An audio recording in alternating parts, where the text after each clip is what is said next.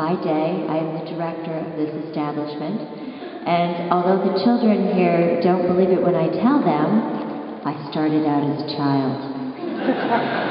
And my story tonight is about a camping trip, actually many camping trips that I took with my family as a child, and the reason that I do not camp.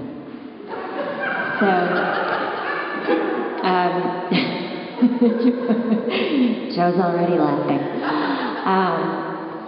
So growing up, as many American families do, my family felt an obligation to share the great outdoors with their children, and they chose to do that by way of camping. And in my world, there were two kinds of camping families. There were the families that had campers, and there were the families that had tents. And my very best friend was a family that had a camper. And in the camper, there were beds that folded out of the walls, and there was a bathroom inside the camper, and tables and stoves and civilized things. And I knew this because we liked to have sleep-outs in her camper in the backyard, and it was kind of like our playhouse, and I liked the camper. My family, especially my father, did not consider campers real camping. That was for people who, they were a little soft if they camped in a camper. Real campers camped in tents. And the tents were made out of canvas, and you slept in a sleeping bag on the ground.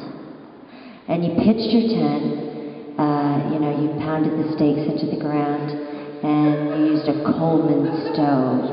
And, you had to be kind of rugged to camp with my dad. So there were a number of these trips, and the places that my parents felt that their children should experience the great outdoors were along the Maine coast. So, these camping trips would always begin with extensive preparation, which involved stocking provisions and gathering equipment, and it was a process that took a number of days. And then we would pack the car. And packing the car was a laborious undertaking. We would get the car packed, and we would all be sitting in the car, and then my mother would need to go back into the house 3 or 4, 5 or 6 times. And my father would sit in the car, and you could kind of watch the little vein on the side of his neck, kind of start to twitch. And then, by the time my mother was finally ready, I would need to use the bathroom. So then I would have to go back into the house, and then I would come out, and my brother would need a drink. So by the time we actually got on the road, my father was, borderline ready to have a stroke. And then we'd hit traffic, and, someone would cut him off, and, and the 5-hour drive to the campsite, someone forgot the directions, and so, it was always a really interesting trip. My vocabulary has expanded greatly with words that I don't use here at work. And then we would get to the campsite, and we would pitch the tent, sometimes 2 or 3 times, because it didn't always stay up the first time that we pitched it. And so those were our camping trips, and I came to the conclusion that the state bird of Maine was the mosquito, and the state flower of Maine was poison ivy. And so we did these trips for several years, and then I was 14, and really I did not have a lot of interest in going on vacation with my family at all, because my family did not consist of cute boys.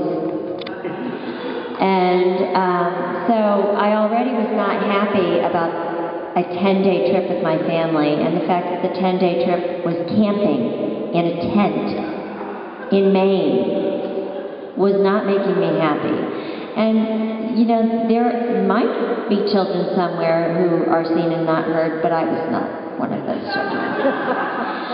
So, you know, I was pretty vocal about my not liking the idea of going camping, and we went off on the camping trip with the usual fanfare of preparation, and my father being apoplectic when we pulled out of the driveway. And we got to our campsite and pitched the tent in the pouring rain.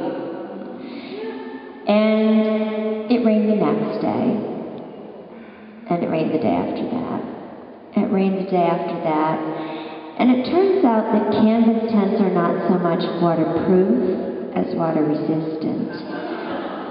So everything in the tent took on kind of a soggy, musty quality. And you know, again, being one of those children who didn't believe in being seen and not heard, I expressed my opinions about this in a rather vocal way. And so in order to get, you know, sort of warm and dry, we kind of spent our days visiting every maritime museum and sea captain's house in the state of Maine within a 3-hour radius of our campsite. And to this day, I can really tell you quite a lot about Scrimshaw and Widow's Rocks and the history of the blue willow pattern, you know, and the seagoing trade in Maine. So if you're interested, see me after the show. But anyway, about the only thing that pleased me on this camping trip was the fact that somebody had abandoned a kitten at the campsite, and my brother and I, of course, fed the kitten at every opportunity.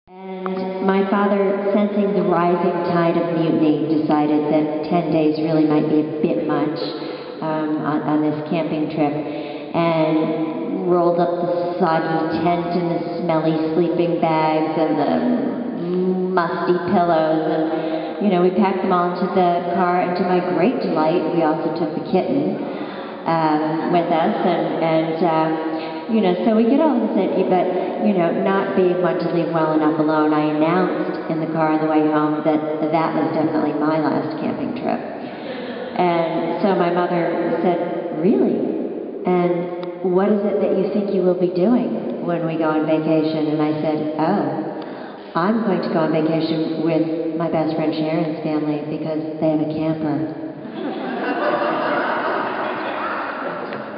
And so that was, in fact, our last camping trip, and I think that my mother has always secretly been very pleased that I, of my own, with 2 boys. You know, unfortunately, my dislike of camping was so great that I deliberately chose to marry a man who did not camp. And so around his 12th birthday, my oldest son came to me and said, "Mom, I really, really want to have a camping party for my birthday." And, you know, this is Connecticut, and parents give their children whatever kind of party they want here. I wasn't going to take that project on, so I thought, well, you know, I can't scar him for life, so I went to Costco and I bought a lovely tent and all the appropriate camping accoutrements.